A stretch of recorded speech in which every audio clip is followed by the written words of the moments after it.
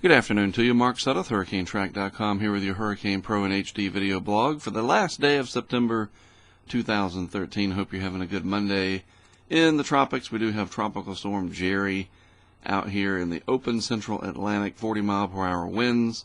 Looking at the track map for it, it's going to be just kind of hanging around in the general same spot over the next several days for the most part.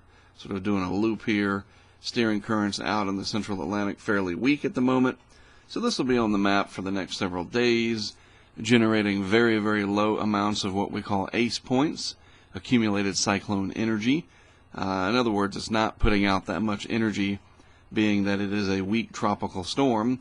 And of course, it won't be any threat to land. Looking at the Caribbean Sea, Invest Area 97L, not really looking like it's going to develop much.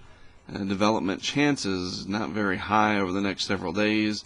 Looking at a satellite loop of it, you can see still has a little bit of energy getting pulled out of it from a larger storm system up here over the northwest Atlantic.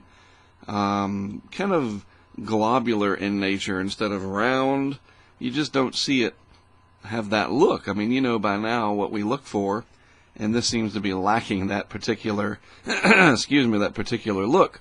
So I don't think it's going to develop much. It's interesting, though, pardon me, gonna clear up the old throat again today, that the last day of the month we still have very warm sea surface temperatures compared to average all through the Caribbean and the tropical Atlantic. Even the Gulf of Mexico running a tad bit above the long-term average. The only cold area relative to averages is here, near the Azores Islands and extending back towards Portugal. And then in the eastern Pacific, the tropical Pacific, basically a neutral pattern. So it's not from the lack of warm sea surface temperatures that we're having a very different kind of hurricane season than what we probably anticipated. So we'll have to see as we get through October. Maybe all of this warm water down here, especially since this is the area we watch climatologically speaking as we get into October, just maybe we will still have one or two hurricanes that could come along and raise an eyebrow or two. But I have to tell you, looking at the models, this is day 5 on the GFS from this morning's run. Here's the east coast of the U.S. There's Florida around through Central America just to get your bearings. Nothing down here at all. No areas of low pressure that I can see. Invest 97L doesn't develop. So over the next 5 days, really nothing to talk about.